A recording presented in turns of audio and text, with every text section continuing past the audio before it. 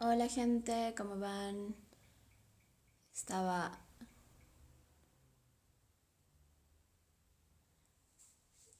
Hola gente, ¿qué tal? Estaba viendo cómo hacer lo de los invitados e invitadas, porque no lo había hecho nunca así. La anterior vez habíamos... Hola, Hola, ¿qué tal? hola, lo logré. ¿Qué Ah, tal? ¿Cómo chévere. estás?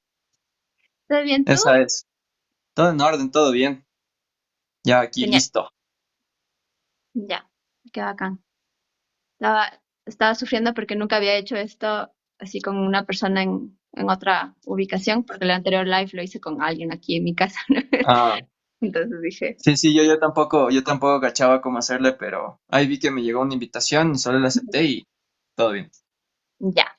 Genial. Bueno, De una. muchísimas gracias, Dani, por haber aceptado la invitación al día de hoy para esta conversación. La idea es hacerlo algo igual medio informal, nada así como muy estructurado. Y quizás comentar con la gente que justamente pues esto es parte de una colaboración mutua, que va a haber un video colaboración mía contigo y este es como el otro lado de la colaboración. Entonces, Sí, no sé si tal vez quieres empezar contándonos un poco de ti para la gente que tal vez está en mi cuenta y que tal vez no necesariamente te conoce, aunque yo he visto mucha gente que me sigue y que igual comparte tu contenido.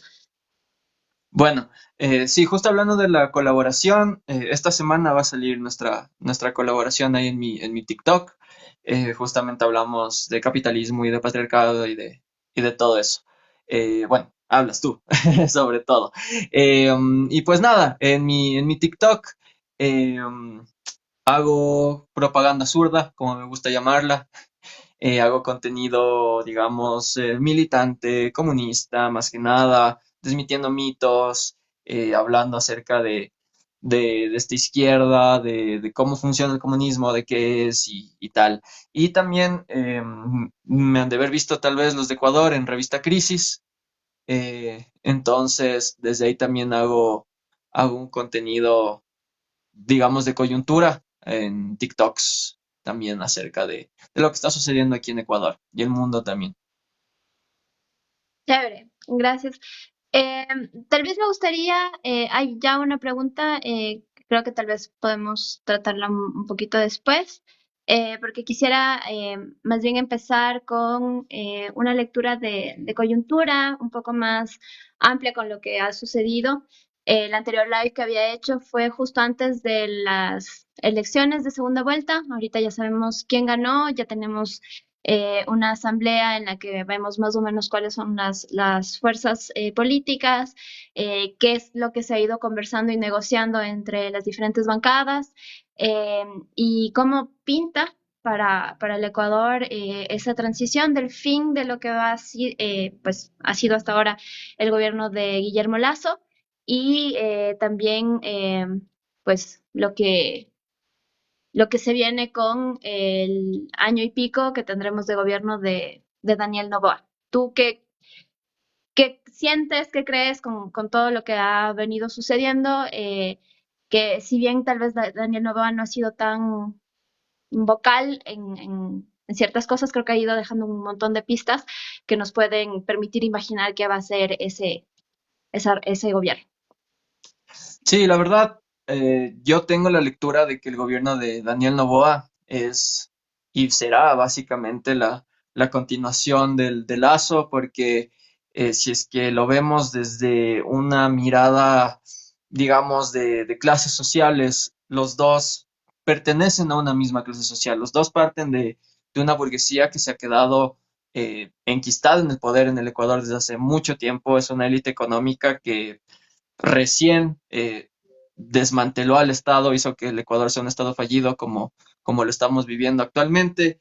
Y Daniel Noboa tiene los mismos intereses, básicamente. Igual, no hay que ver más allá que su vicepresidenta, Verónica Abad, que es muy, muy, muy problemática en muchos aspectos. y ella misma ha dicho que no tiene diferencias con Noboa en cuanto a pensamiento, en cuanto a ideología, y creo que eso también va a permear en su gobierno definitivamente. Esa es una lectura que hago antes de que empiece, pero sí creo que va a tomar esa ruta.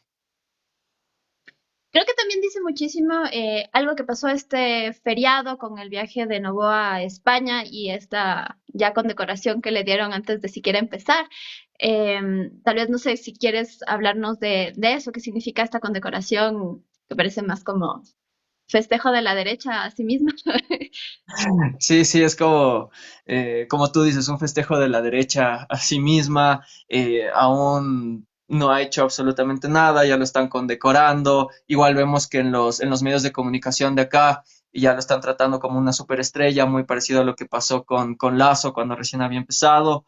Entonces, esa es una forma de hacer que darle como que legitimidad a su proyecto político solamente por ser de derecha, solamente porque no es este socialismo del siglo XXI, solamente porque es una cara nueva, digamos, entre comillas. Entonces, eso es una jugada clásica de la derecha, a partir de todos estos instrumentos ideológicos que tienen, no solo aquí en el Ecuador, como con los medios de comunicación y tal, sino también, como tú dices, internacionalmente, ya en España fue a hacer de las suyas. Y también vemos que nunca, hasta ahora me parece que no ha dicho nada de los apagones, ¿verdad? O sea, se ha quedado calladito con eso. Y también los apagones es clara, una muy clara, un claro ejemplo de lo que hace la derecha con el Estado, que lo hace fallar y muchas veces es, es a propósito, para luego privatizar y tal. Pero sí, me parece que eso es una jugarreta de la derecha clásica. ¿Tú qué mirada tienes acerca de todo lo que está sucediendo y todo lo que pasó ahí? Eh, Bueno, yo coincido muchísimo en que va a ser sobre todo una continuación Novoa de lo que vino haciendo Lazo.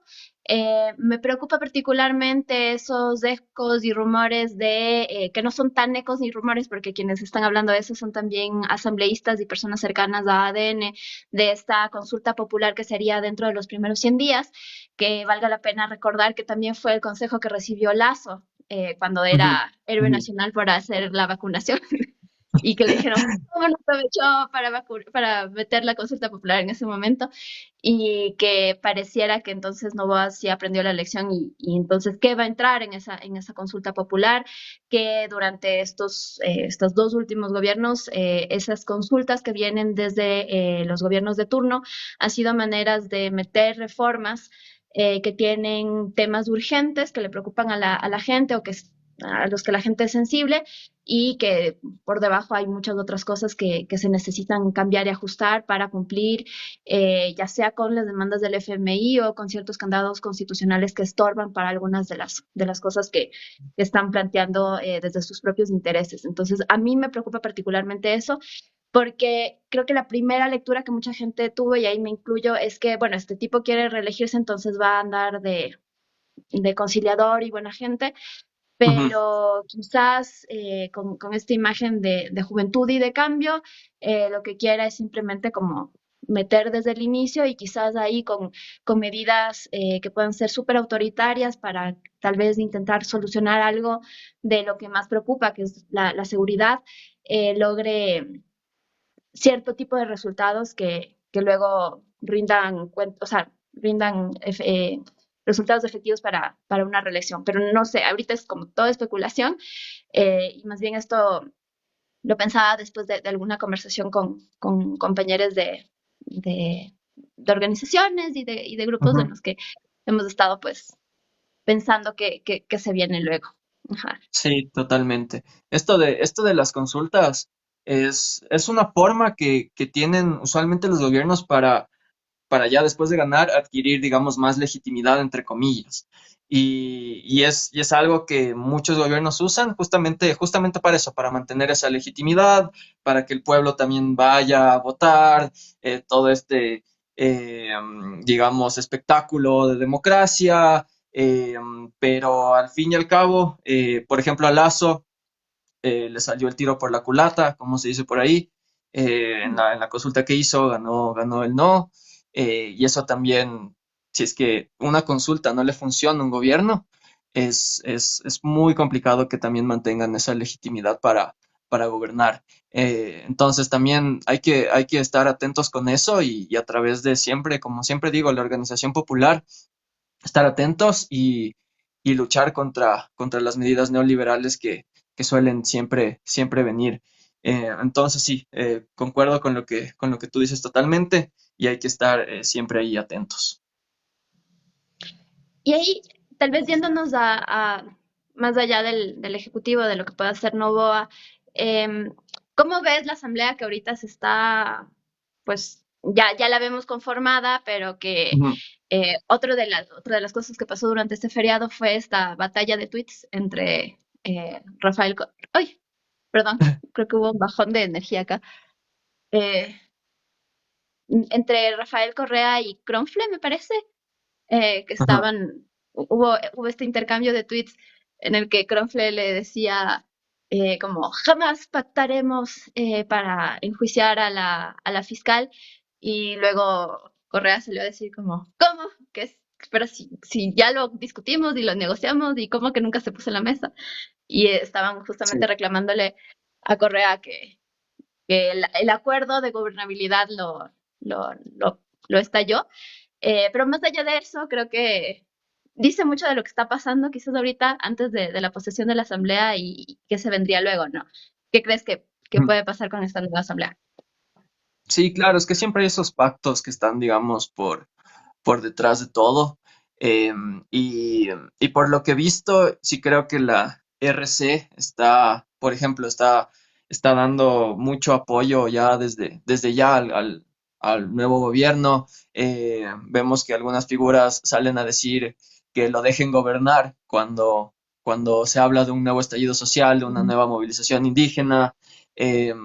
Entonces, ahí también vemos que la otra alternativa, por ejemplo, Luisa González, también no es que era una alternativa real de izquierda, ¿no? Sino que estos pactos de gobernabilidad siempre se están ahí repartiendo puestos. La RC también está dentro de esto, no, por eso no podríamos decir que la RC o que Correa o que Luisa González representan una verdadera izquierda. Entonces, de eso siempre hay que estar pendientes, siempre hay que ver cómo están los hilos por detrás, porque la Asamblea otorga mucha gobernabilidad, como vimos lo que pasó con Lazo, que justamente por este juicio político, Lazo decidió ya matar todo, ir a Mm. muerte cruzada, y no creo que ahora la derecha cometa el mismo error. Sí creo que aprendieron, porque si es que no aprendieron, ya es como mucha falencia de ellos, pero yo sí creo que aprendieron y ahora van a buscar muchos pactos de gobernabilidad. Y para luchar contra este enemigo común que, por ejemplo, es el movimiento indígena o la organización popular o nosotros, el pueblo organizado, los movimientos sociales, que de verdad están luchando por sus intereses, por una vida digna, porque se respete también nuestros derechos. Entonces, nunca hay que confiar mucho en lo que suceda ahí. De acuerdo. Hay, justo para conectar con lo que estabas diciendo, hay un comentario que me parece interesante de Julio César Torre. Dice, hoy es importante un acuerdo, no pacto, y por qué no podríamos decir que Novoa es tan de derecha. ¿Estarías tú de acuerdo? O sea, Novoa, si es algo de centro izquierda, como se decía en algún punto de la campaña.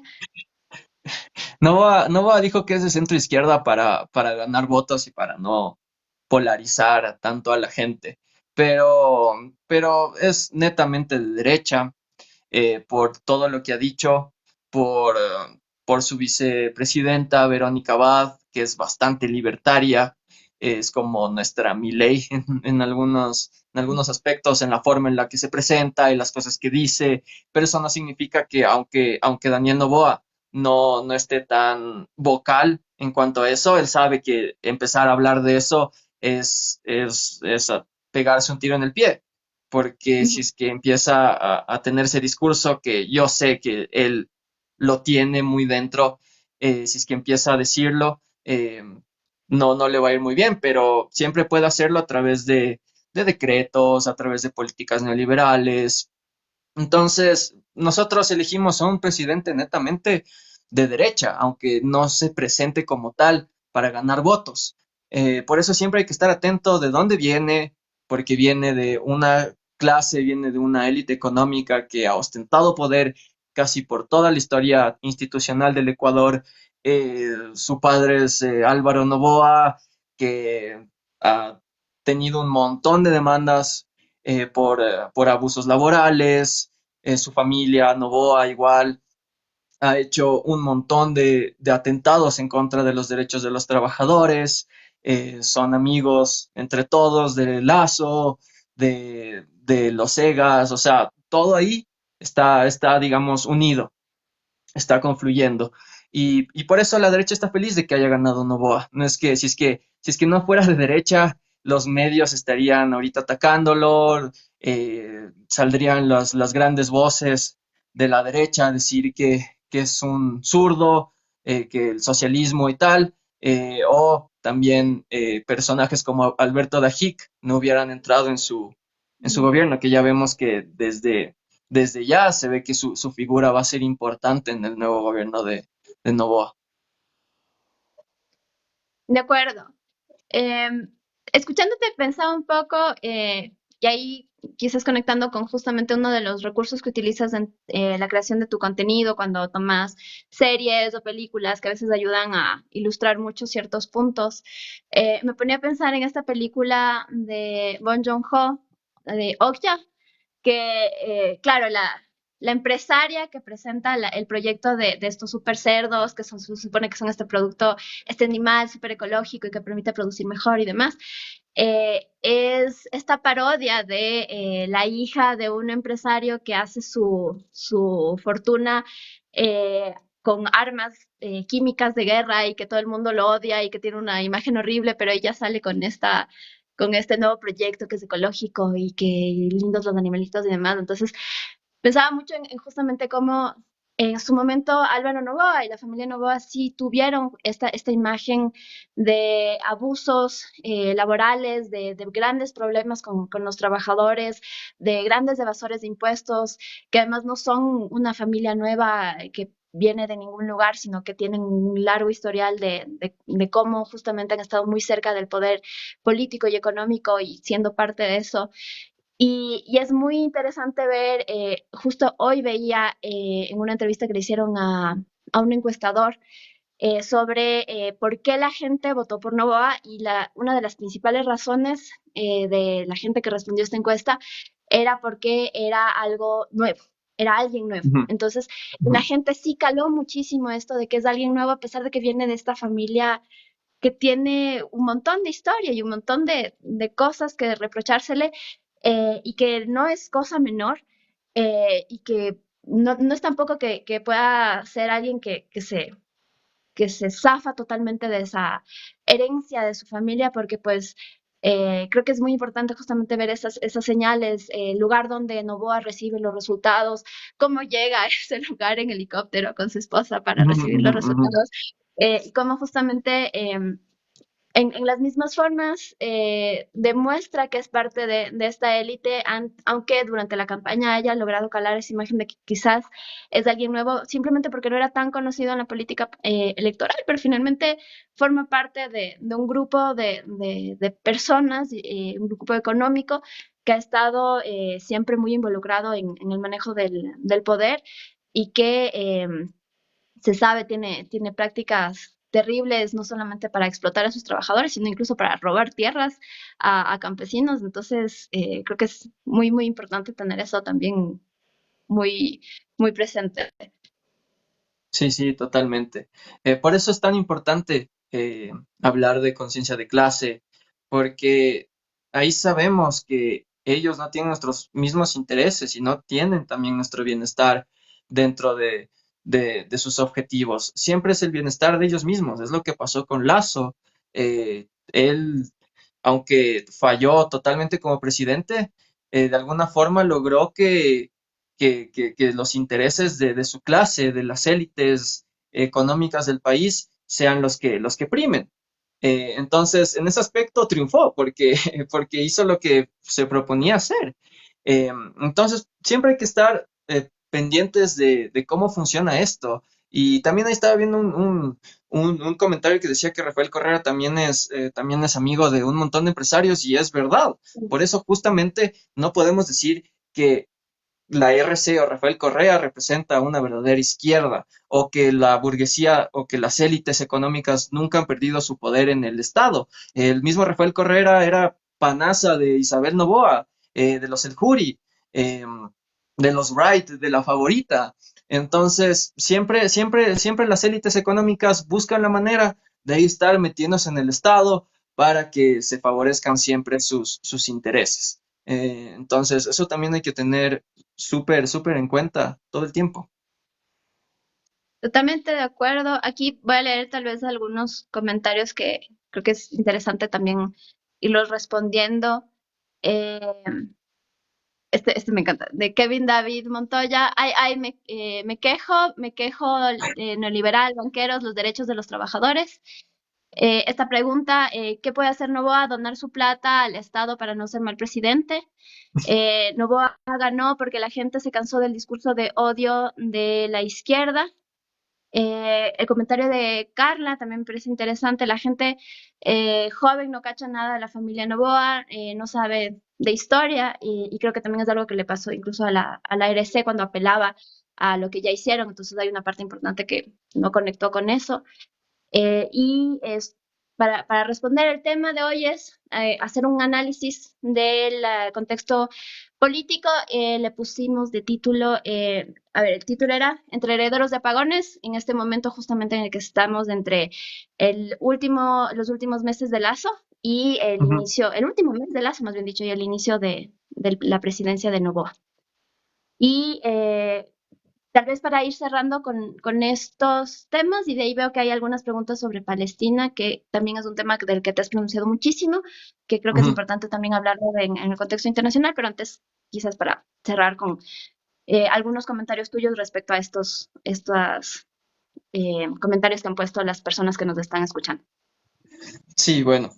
En primer lugar, hay que tener en cuenta que hablar de neoliberalismo, hablar de los derechos de los trabajadores, no es así solamente para estar quejándonos todo el tiempo y no hacer nada por mejorar las cosas, sino que es una forma de dar a conocer a la gente de cómo en realidad funciona la política, porque la política no es solo lo que te cuentan los medios de comunicación, no es solo lo que te dicen los políticos, que unos se catalogan como de izquierda, otros dicen que son socialistas del siglo XXI, otros dicen que son de centro izquierda, otros dicen que son de derecha, pero eso todo es un discurso político e ideológico que es justamente para ganar votos, para, para generar también esta idea en el pueblo de que ellos sí van a cambiar las cosas, pero hay que entender cómo funciona en realidad la economía, la política, qué tipo de economía tenemos, qué tipo de políticas económicas son impuestas hacia nosotros. Justamente el neoliberalismo es esta idea de que se da prioridad a los intereses de las empresas privadas por sobre los intereses del pueblo. Y también que el Estado cumple un papel fundamental dentro de esto, porque el Estado lo que hace es reprimir al pueblo, es aplicar las políticas neoliberales autoritariamente y también hacer que colapsen los servicios públicos, como lo de los apagones, que es totalmente deliberado, porque hace 6 meses ya sabían lo que iba a pasar en octubre, ya sabían que se venían sequías y no hicieron absolutamente nada para, por ejemplo, las termoeléctricas, para darles mantenimiento y tal. Es para también luego tener justificación para privatizar y decir que lo público no sirve, decir que lo privado es lo mejor. Y también eso es parte de cómo funciona la ideología dentro de nuestro sistema. Eh, Todo es ideología, estoy diciendo a toda la gente de aquí, todo es ideología, todo lo que ven en los medios es ideología, ustedes tienen ideología aunque crean que no tienen ideología, este tipo de discursos también son ideología y tener esta imagen de que un empresario es lo más top a lo que podemos llegar como seres humanos, como es lo que está arriba en la jerarquía social, como lo que todos tenemos que aspirar, genera también esta idea de que si es que es empresario, no va a robar. Si es que le ha ido bien en los negocios, le puede ir bien en el Estado. Entonces, todo eso crea ideología, todo eso crea en nosotros que creamos que este tipo de gente es buena, que las privatizaciones son buenas, que los servicios públicos en manos privadas van a funcionar mejor, cuando históricamente eso no es verdad y sobre todo en una región tan desigual como América Latina. Entonces, justamente por eso hay que empezar a indagar más en cómo funciona de verdad la política, porque no es solo lo que tú ves en los medios, no es solo lo que tú ves a través de los discursos, sino atrás de todo eso hay un sinfín de entramados, de pactos, de gente que está entrometida. Ahora vivimos dentro de un narcoestado justamente porque la derecha dejó que el narco entre en el Estado y eso es un claro ejemplo de que hay que irnos más allá de lo que vemos. Y en cuanto a esto de cómo decían que done todo su dinero al Estado y que así se solucionan las cosas, también no funciona así. O sea, esto de que si es que donas todo tu dinero ya eres un tipo altruista que vela por el bien de los demás, pues no, sigue siendo parte de esta élite económica, sigue siendo parte de esta clase que está enquistada en el poder desde hace muchos años en el Estado ecuatoriano. Y así no sé, eso no es lo que, por lo que nosotros abogamos, o sea, es una solución simple para un problema complejo y eso es lo que se llama populismo. Nosotros tenemos que ver los problemas complejos y darle soluciones reales. Y eso es que esta gente deje de entrometerse en la política y hacer que nosotros, la clase trabajadora, el pueblo y todos los movimientos sociales que salen desde abajo, desde la base, tengan esta contrarrespuesta a los poderes del Estado. No sé tú si es que también quieres añadir algo en todo esto. Eh, yo, a mí lo que me inspiraba este comentario de donar el dinero, decía, bueno, tal vez no donar, si empieza por pagar lo que tiene que pagar en impuestos, ya sería un buen inicio. Y de ahí me llamó la atención un comentario que escribieron justo después cuando empezaste a hablar de el neoliberalismo nunca se aplicó en Ecuador. ¿Qué empresa fue privatizada por Lazo? Ninguna. Y esto me recordaba mucho a lo que una amiga que estaba estudiando economía en la Central me contaba que en algún momento un profesor súper ortodoxo que tuvo le dijo como como acá como casi ni hay capitalismo y entonces por lo tanto el neoliberalismo no pudo haber llegado nunca al Ecuador. Y a eso me parece súper importante invitar a las personas que nos están viendo, ver qué es lo que ha hecho justamente Lazo y el ministro Santos Dalvite frente a esta crisis en la que tenemos racionamientos de energía, que como bien lo has dicho, Dani, no es una cosa que llegó de la noche a la mañana, se supo durante muchos meses que iba a haber este problema por el fenómeno del niño muy mucho más grave que se esperaba ya desde hace bastante tiempo, pero además porque estos son meses de sequía y sabemos que gran parte de las hidroeléctricas que tenemos tienen esa característica de tener este periodo de estiaje. Entonces, pudieron haberse tomado medidas muchísimo antes, pero no se hicieron y esto viene de varias medidas que se fueron tomando tanto en este gobierno como en el anterior, como el fusionar un ministerio que se encargaba exclusivamente a la energía que se fusionó con el Ministerio de Recursos no Renovables y que por eso ahora tienen menos presupuesto, que por eso además no ha existido presupuesto suficiente para el mantenimiento de estas hidroeléctricas ni el mantenimiento de otras fuentes alternativas para poder hacer frente a este tipo de situaciones y que se ha visto también reflejado en las cifras del Ecuador de un momento en el que se exportaba energía a el momento en el que, pues, evidentemente empezamos a comprar energía muchísimo más cara y que eso empata con las decisiones de este gobierno de dejar haciendo estas soluciones y estos contratos con la colaboración público-privada, que es la forma favorita de esta gente de hablar de justamente de privatizaciones y de no generar justamente la energía que necesitamos como país, sino justamente derivarla para la compra a través del sector privado, a través de otros países y muy por lo general también intermediado por ciertas empresas y comisiones que han sido el gran problema del Ecuador, lo fueron durante los 90, de inicios de los 2000 y sigue siendo ahora con este retroceso terrible. Y valga la pena decir que eso pues es un pedido muy explícito del FMI. Entonces, sí, revisar bien qué se dice entre líneas entre esas soluciones que ahora aparecen como caídas del cielo, cuando en realidad evidentemente era solamente un pedido que se está cumpliendo ya en estos últimos meses de la presidencia de Lazo.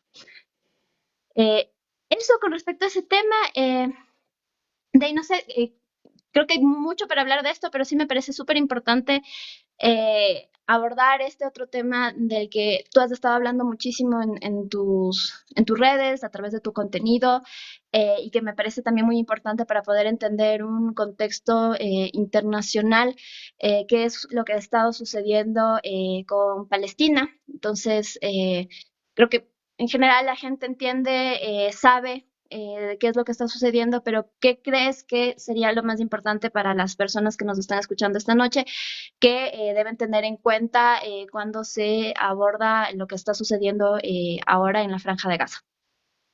Sí, totalmente. Yo creo que primero hay que empezar por no caer en la falacia antisemita de decir que los judíos son los culpables de esto, o ahí estar con este tipo de discursos antisemitas que la verdad, como digo, son una falacia, son erróneos y hay que entender el verdadero culpable, que es el sionismo. El sionismo, para la gente que ahí vi que también estaban preguntando qué es el sionismo es una ideología supremacista, fascista, eh, de, de superioridad étnica que empezó a calar a finales del siglo XIX. Entonces no es algo que ha existido por toda la historia judía y que esto del Estado de Israel digamos, un tema religioso, como mucha gente lo quiere pintar, sino que es una ideología moderna, es un proyecto político moderno en el que buscan este tipo de limpieza étnica para tener un etnoestado que solamente sirve para los judíos. Y no es para todos los judíos tampoco, es para judíos blancos europeos, porque el sionismo es una ideología que justamente nació de este tipo de personas blanco-europeas, racistas, y también ha sido una de las grandes justificaciones de los países europeos antisemitas de verdad para decirles a los judíos, no, váyanse a su estado, váyanse a Israel, les favorece un montón porque ya los judíos se van de Europa, se van a su propio estado que está ahí en Medio Oriente a matar palestinos y no nos molestan a nosotros. Entonces, por ahí hay que empezar, hay que entender bien de qué se trata el sionismo. Y ver que también muchos judíos apoyan a la liberación de Palestina. Lo que está sucediendo actualmente es totalmente un genocidio contra los palestinos. Antes de que exista el Estado de Israel, judíos y palestinos vivían pacíficamente en Palestina. No es hasta que en 1949 Gran Bretaña le da este territorio a los sionistas que empieza toda una historia de masacre, de limpieza étnica, de asesinatos, de represión contra el pueblo palestino. Y bueno, ahora estamos viendo cómo, por ejemplo, de los 10.000 muertos que hay hasta ahora, la mitad son niños. Y eso es una gran técnica de la limpieza étnica porque estás destruyendo a las nuevas generaciones. Quieres que eso demuestra que Israel quiere que ya dejen de existir los palestinos, quieren cometer genocidio contra esta gente. Entonces, hay que estar muy atentos con lo que está pasando, hay que informarse por todos los medios que podamos. Les recomiendo seguir a Palestina Hoy, a Al Jazeera, ahí pueden ver información mucho más al instante de lo que está sucediendo allá. y apoyar a la lucha palestina, que es una lucha de liberación, es una lucha contra el colonialismo y es una lucha también contra el imperialismo, y eso nos favorece a todos, aunque parezca que no tenemos nada que ver con el conflicto que está sucediendo allá. También esto puede ser una antesala para una tercera guerra mundial, para que el imperialismo también llegue más y cale más ahí en Medio Oriente. Entonces hay que estar siempre muy atentos. Gracias por toda la explicación. Me parece súper importante hacer todas estas diferencias que mencionabas en este momento. Y asimismo, quizás hacer la conexión con eso último que estabas mencionando, porque aunque quizás pueda verse como algo muy lejano, es muy importante recordar que el tema del imperialismo y la forma justamente como se influencia y se entrometen ciertos países en la política de otros territorios, no nos es para nada ajeno.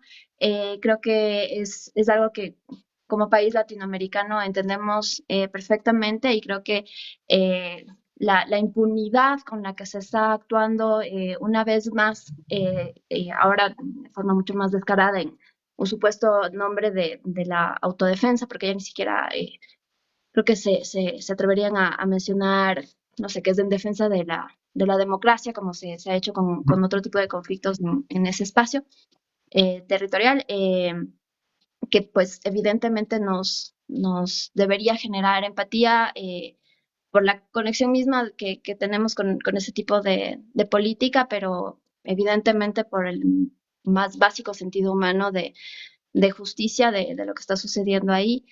Em, Veía ahí tal vez más en modo, no sé si desmentir noticias o información, porque hay como muchas teorías de por qué es tan importante este apoyo internacional a Israel de parte Ujú. de Estados Unidos, de parte de Francia, o sea, porque este país viene a tener tantísima importancia y que se movilizan incluso grandes cantidades de presupuesto para seguir financiando la compra de armas y la violencia en contra del pueblo palestino. Eh, hay que ¿Qué le interesaría entonces a estas potencias mundiales para seguir sosteniendo tan enseguecidamente la masacre de lo que está sucediendo ahorita en la Franja de Gaza? Sí, eh, para entender todo esto, también quiero responder uno de los comentarios que vi por ahí que dice que jamás fue el que comenzó todo esto, y eso es totalmente falso. Israel fue el que comenzó todo esto en 1949. El mismo Estado de Israel es el que en sus inicios ayudó a financiar a Hamas para tener también más justificaciones, para atacar al pueblo palestino, para tacharlos de terroristas. Y si es que ya por más de 75 años han estado ahí entrometidos, asesinando a sangre fría a civiles palestinos, a mujeres, a niñas, a niños, a gente que no tiene nada que ver con Hamas, eh, vemos ahí quién es el que de verdad empezó todo esto. Eh, Eso por un lado. Y en cuanto al apoyo internacional, el mismo Joe Biden, el presidente de Estados Unidos, dijo, me parece en los noventas, cuando era senador, que si es que no existiera un Israel ahí en Medio Oriente, Estados Unidos se hubiera tenido que inventar un Israel. ¿Por qué? Porque Israel, como su Estado, es el que promueve todos los intereses imperialistas de Occidente en Medio Oriente. Es súper importante para Occidente, para el imperialismo gringo, tener un estado satélite ahí, porque si no, Medio Oriente ya podría hacer lo que se les dé la gana y eso no le favorece a Estados Unidos, como también vemos que no les favorece que aquí en América Latina hagamos lo que nosotros veamos más conveniente para nuestro desarrollo, como siempre lo han hecho, y así funciona justamente el imperialismo. Israel es un estado satélite de Estados Unidos y Francia, Gran Bretaña, todos estos países que también lo siguen a Estados Unidos es porque son parte de esto, ¿no? O sea, ellos digamos que les lamen las botas al imperialismo gringo porque es el que ahora es el hegemón mundial y también porque representa de alguna manera los intereses de estos países europeos. Pero más me da esperanza a mí es ver todas las movilizaciones que se han hecho en favor de Palestina. No sé si lo han visto en Alemania que las prohibieron las movilizaciones a favor de Palestina. Recién salió un video en el que se subieron a una estatua toda esta gente que estaba protestando con la bandera de Palestina. En Francia también, unas movilizaciones masivas. En Estados Unidos, creo que han habido las movilizaciones más grandes desde hace mucho tiempo en ese país y es en apoyo a Palestina, en Inglaterra, en todos estos países que sus gobiernos apoyan abiertamente a Israel, la gente se está dando cuenta de las mentiras que está promoviendo el Estado sionista de Israel.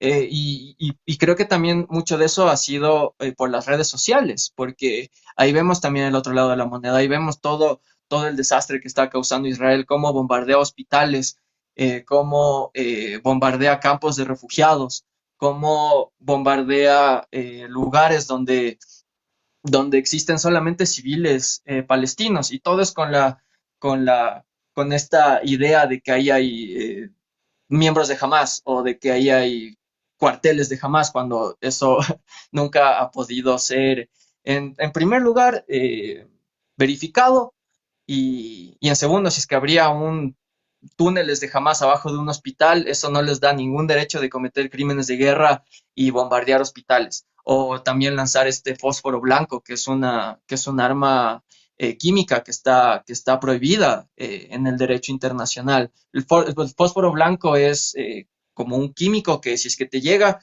te traspasa la piel literalmente, te quema vivo. Y eso lo están usando indiscriminadamente y lo peor es que la comunidad internacional no hace nada. Eso es tal vez lo que más duele, pero tampoco es sorprendente porque siempre han estado a favor de los intereses de Estados Unidos. Pero como digo, es esperanzador ver estas movilizaciones a favor de Palestina. Quisiera que en Ecuador aquí también haya una movilización así de grande. Los jueves suelen movilizarse palestinos que viven aquí en Ecuador y también gente que apoya a Palestina, si es que se pueden unir algún jueves ahí en el Parque del Arbolito, igual estaría súper bueno ese apoyo. Y también para la gente que decía por ahí que vivo en Estados Unidos, no vivo en Estados Unidos, yo vivo en Ecuador. Y Ya, qué extraño comentario. Pero, creo que valga la pena decir que aunque vivieras en Estados Unidos, eso no hace menos válido tus sí, comentarios, sí, pero sí, ajá, exactamente, pero bueno. Creen que así, ya. Estados Unidos, capitalismo, Estados Unidos, no puede ir comunista, es como comentarios de gente que no entiende bien de lo que se trata. Pero bueno, vean mis videos, ahí pueden aprender un poco más. También los videos de acá de Sofía, que son súper buenos. Y Sí. creo que los temas que tú igual topas desde el ángulo que le das son súper interesantes y que la gente aproveche esa mirada para entender también la coyuntura nacional. Gracias. Sí, creo que es muy interesante ver justamente cómo surgen propuestas de ver quizás creación de contenido que sea pedagógica para ir compartiendo noticias, pero también un poco más de análisis, pensamiento crítico, respondiendo quizás a, no sé, los vacíos que a veces pueda tener la propia militancia de la izquierda, que quizás no siempre sabe llegar de la mejor forma, pero me parece súper chévere. Yo aprendo muchísimo con los videos de Dani, entonces si no lo han visto, recomendadísimo. Voy a aprovechar igual para leer algunos de los comentarios. Nos dicen, se puede rescatar la postura de Colombia, Chile, Brasil o Bolivia entre las posturas de la región que condenan lo que está sucediendo en Palestina. Acá hay eh, una pregunta. ¿Qué opinan sobre Bukele, la acusación de derechos humanos? Eh, y bueno, lo demás es sobre todo comentarios sobre el tema del conflicto en Palestina, que creo que es súper importante poder escuchar justamente a las personas. Hay una imagen que a mí me dejó pasmada, que es la comparación de la cantidad de explosivos que se utilizaron en la Segunda Guerra Mundial, me parece que era Hiroshima, versus lo que se ha utilizado en Palestina hasta el momento. Y, y estamos hablando más o menos de la misma cantidad de explosivos que se utilizaron con una bomba atómica, además de lo que mencionabas del fósforo blanco, de no sé cuántas violaciones a decretos y acuerdos internacionales en el caso de conflictos. No hay forma de ningún lugar de justificar eso y pues hacer eco de esta invitación que hacía Dani con respecto a las manifestaciones que están haciendo algunas colectivas y también la población palestina que se encuentra aquí en Ecuador. Eh, y eso, no sé si tal vez quieres hacer algún comentario con respecto a esta pregunta de Bukele. ¿De Bukele? Sí, claro. Ujú. Bueno, el tema ahí de Bukele eh, es, es muy verdad de que los derechos humanos en El Salvador han sido violentados innumerables veces por el gobierno de Bukele. También, no sé si han visto, hay un montón de desaparecidos allá en El Salvador, gente que no tiene nada que ver con pandillas, gente que solo es desaparecida por la policía, esos son crímenes de Estado.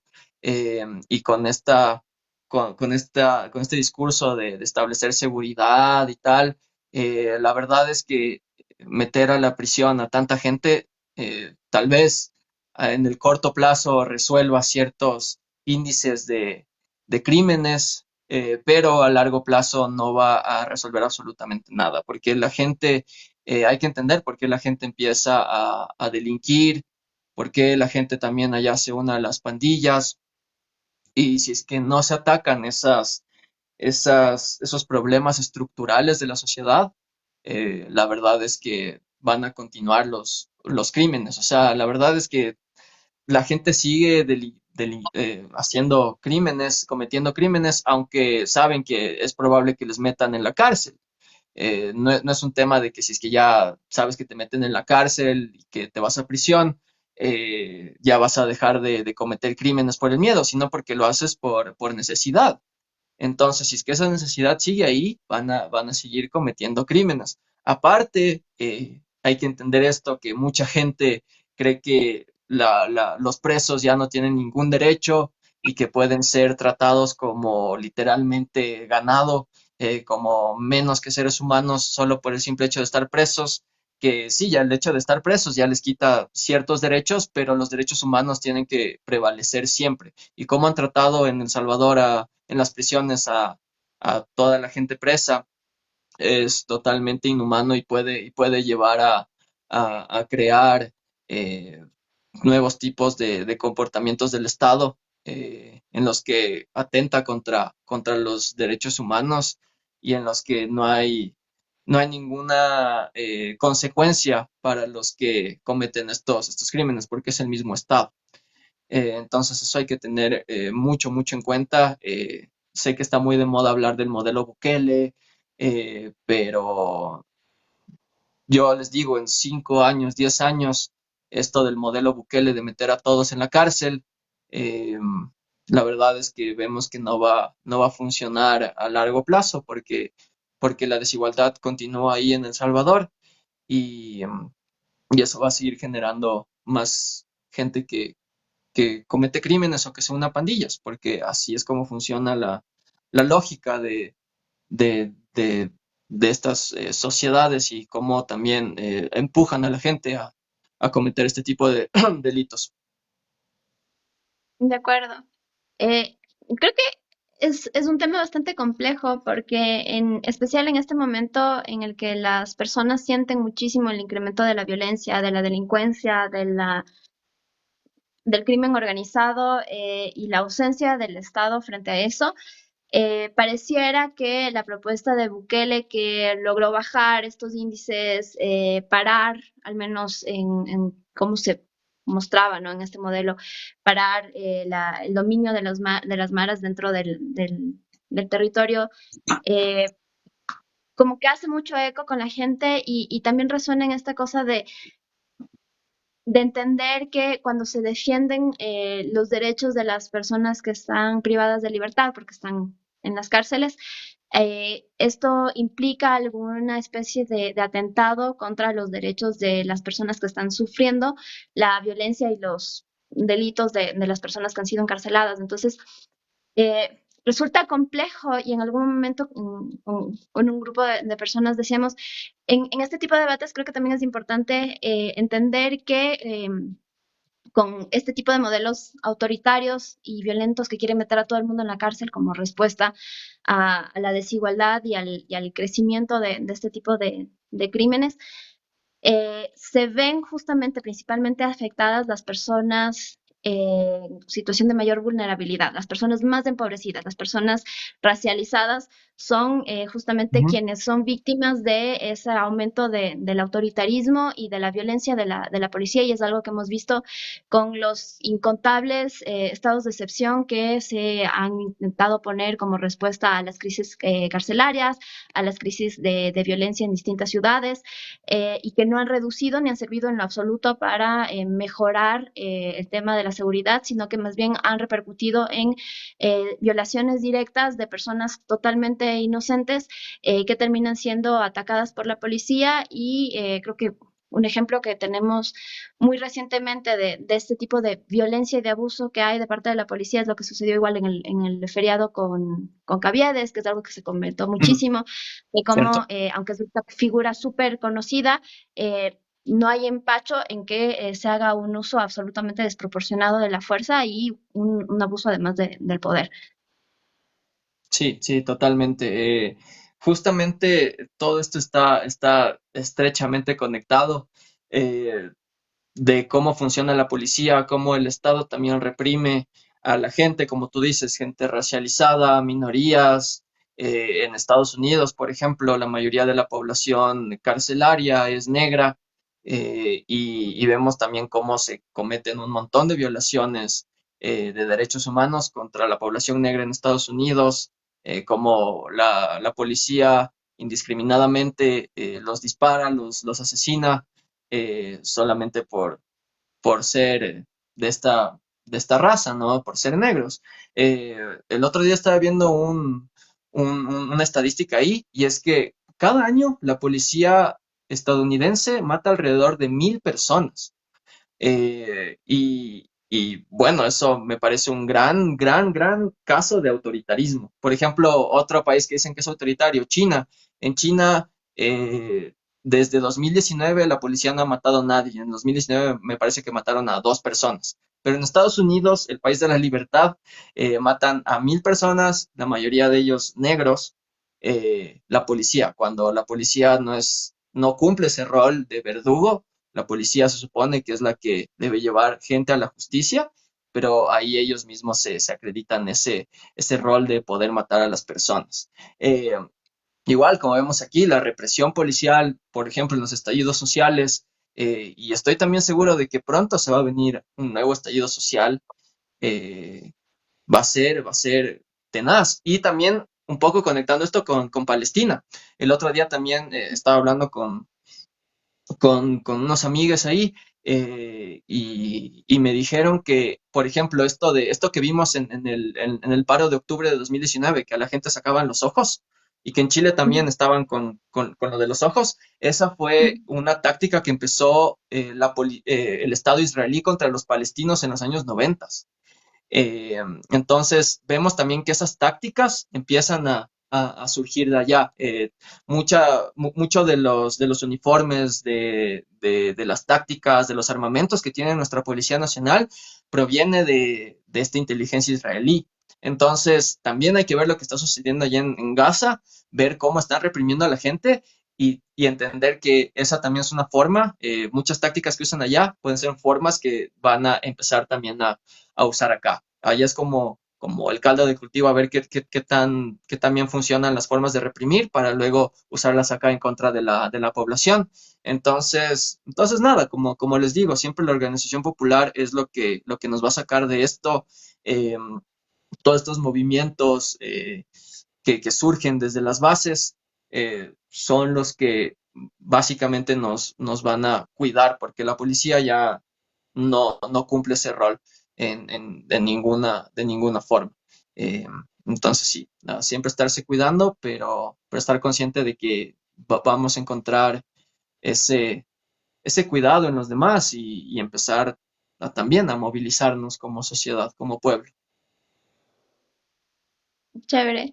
Ahí creo que voy a hacer una pregunta para tal vez ir cerrando, porque normalmente la gente se cansa mucho después de una hora.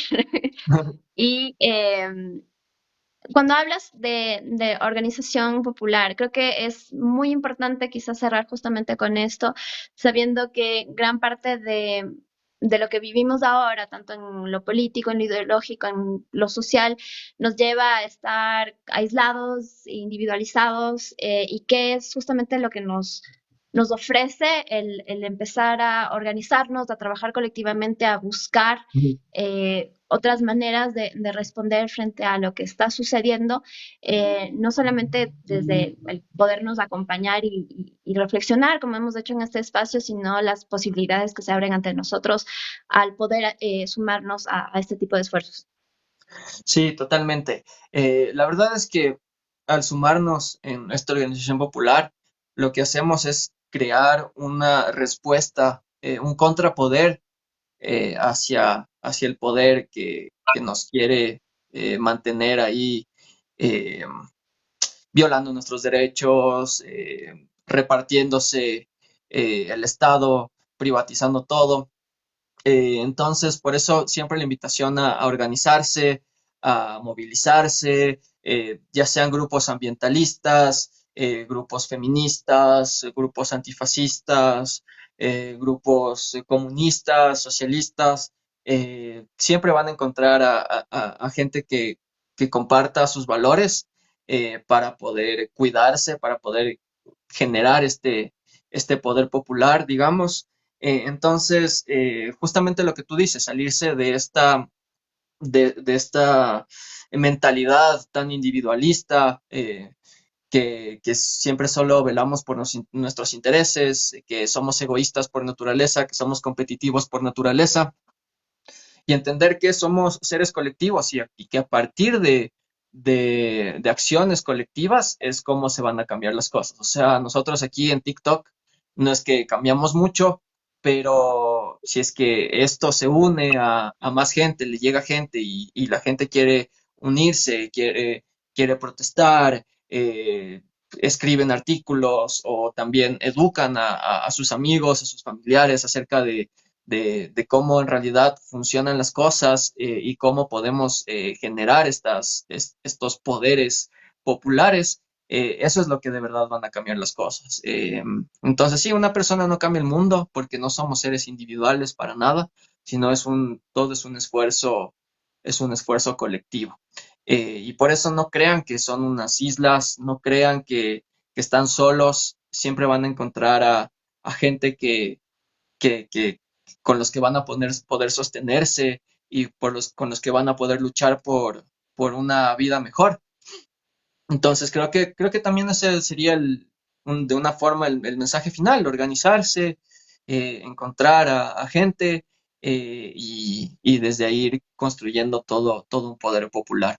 Y que se unan también las organizaciones de izquierda, porque hay muchas fracturas, hay muchas diferencias, por lo que he visto, pero yo creo que también en muchos aspectos tenemos más similitudes, sobre todo por nuestras luchas y también por nuestros objetivos y nuestros enemigos, que en este caso sería el fascismo, el neoliberalismo, un estado policial.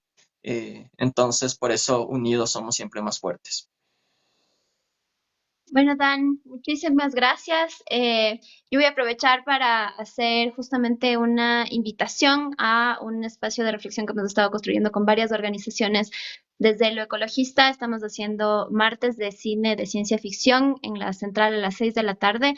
eh, por si quieren sumarse. Y no sé, Dani, si quieres hacer una invitación a alguna actividad o algún espacio justamente para que la gente pueda sumarse a este tipo de trabajo. Sí, sí, justamente me parece súper, súper interesante e importante lo que tú me cuentas que están haciendo desde estos colectivos ecologistas.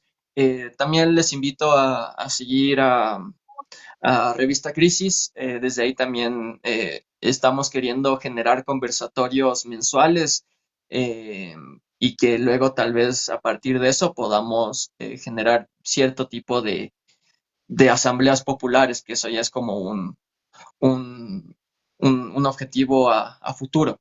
Entonces ahí estén pendientes de eso. Ya hicimos nuestro primer conversatorio en octubre, en conmemoración a los 4 años del estallido social de octubre.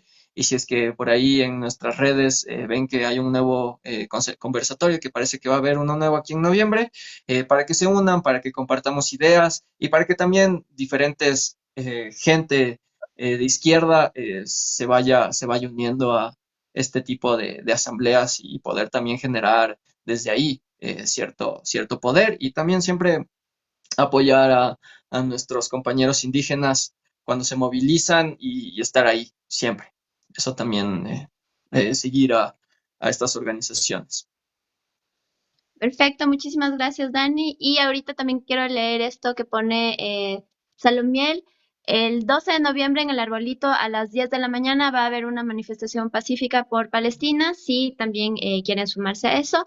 Entonces, muchísimas gracias a todos y todas por habernos acompañado esta noche. Muchísimas gracias, Dani, por haber aceptado la invitación, por todas tus reflexiones y por pues haber podido compartir este espacio contigo. Y qué gusto. Bueno, nos conocemos solo virtualmente, pero qué chévere haber podido conversar contigo. Sí, igualmente. Y, igual ahí vean, ahí mi TikTok, que se viene una colaboración aquí con Fem Trastornada en, esta semana, hay uno de mis videos. Así que ahí chequenlo. Igual, gracias por la invitación. Gracias, chao. Chao, chao.